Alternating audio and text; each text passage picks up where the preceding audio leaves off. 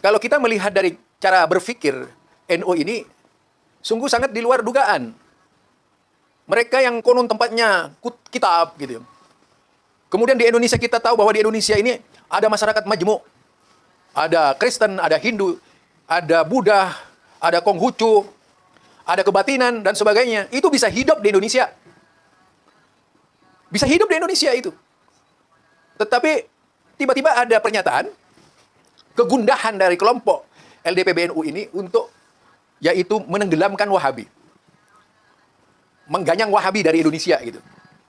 Menganggap Wahabi itu lebih parah dari PKI gitu. Apa itu yang disebut menerima perbedaan? Apa itu yang disebut bijak? Apa itu yang dicontohkan oleh baginda Rasulullah Shallallahu Alaihi Wasallam? Assalamualaikum warahmatullahi wabarakatuh. A'udzubillah, bismillah, alhamdulillah. Allahumma sholli ala sayyidina Muhammad wa ala ali sayyidina Muhammad. Para dulur sadaya yang dimuliakan Allah Subhanahu wa taala, mudah-mudahan kita semua selalu dalam lindungan Allah Subhanahu wa taala. Baik para dulur, tadi kita sudah menyaksikan cuplikan video Dzulkarnain El-Maduri. Di dalam video tersebut, Bapak Dzulkarnain El-Maduri ini mengatakan bahwa ada yang aneh dalam pola pikir NU. Kenapa aneh? Karena NU itu tidak bisa menerima perbedaan. Kalau kita melihat yang hidup di tanah air kita ini majmu' sifatnya. Artinya apa?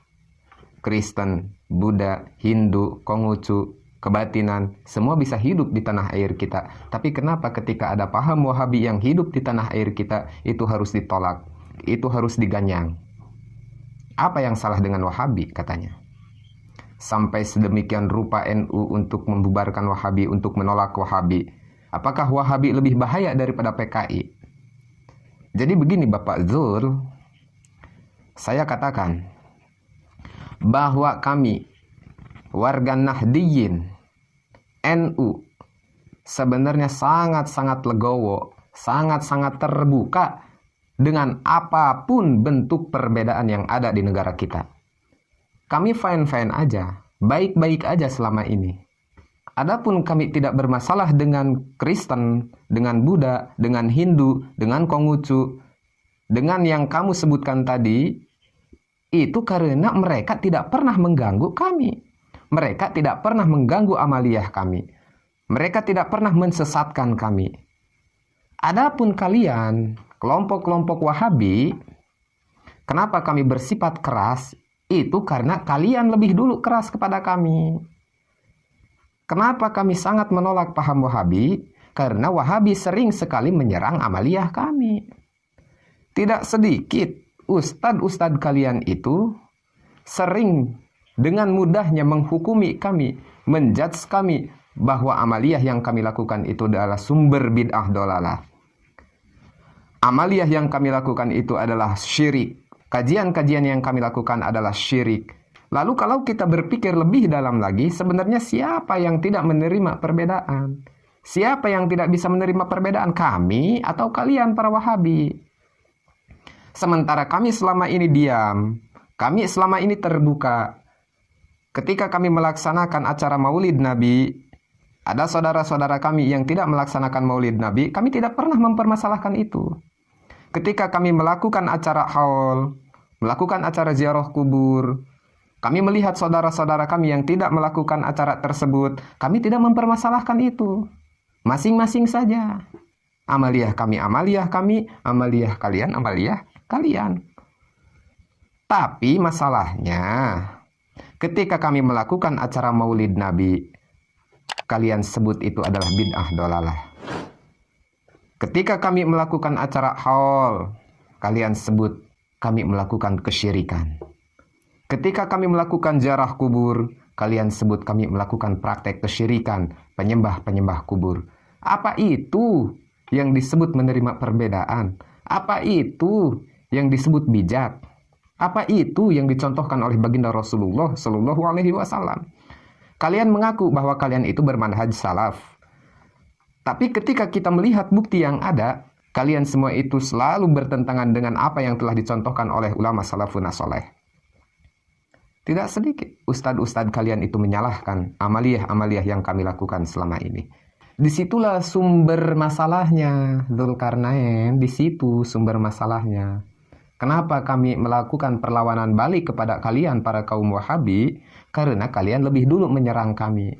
Coba seandainya kalian tidak menyerang kami, seandainya kalian diam dan bisa menerima dari semua bentuk perbedaan antara ahli sunnah wal jamaah dengan kalian para kaum Wahabi, pasti semuanya akan tenang, pasti semuanya akan damai. Ya. Makanya, kalau kamu ingin berpikir realistis, kalau kamu ingin bersikap jujur kepada umat, jujur kepada diri sendiri, introspeksi diri. Introspeksi diri. Kenapa semua ini bisa terjadi? Kenapa ada gejolak di antara kita? Apa sumbernya sehingga terjadi pergolakan antara kita ahli sunnah wal jamaah dengan kalian para kaum Wahabi? Coba diriset ulang. Coba kalian telaah. Dari mana sumbernya? Dari mana awal mulanya? Itu untuk Dzulkarnain al-Maduri. Tolong hati-hati dalam berpikir, hati-hati dalam berucap. Sebelum Anda berpendapat, saya sarankan Anda untuk introspeksi diri dulu. Saya sarankan Anda itu untuk melihat kepada diri Anda sendiri dulu. Bukannya Anda sendiri yang sering berkata lantang dengan menyalahkan orang-orang yang melakukan maulid Nabi. Anda sendiri yang telah berkata lantang dengan menyalahkan orang-orang yang mengkaji sifat 20. Anda sendiri yang telah menyalahkan orang-orang yang mengkaji kitab Aqidatul Awam. Anda sendiri pula yang telah lantang menyalahkan orang-orang yang mengkaji kitab Daqaiqul Akhbar.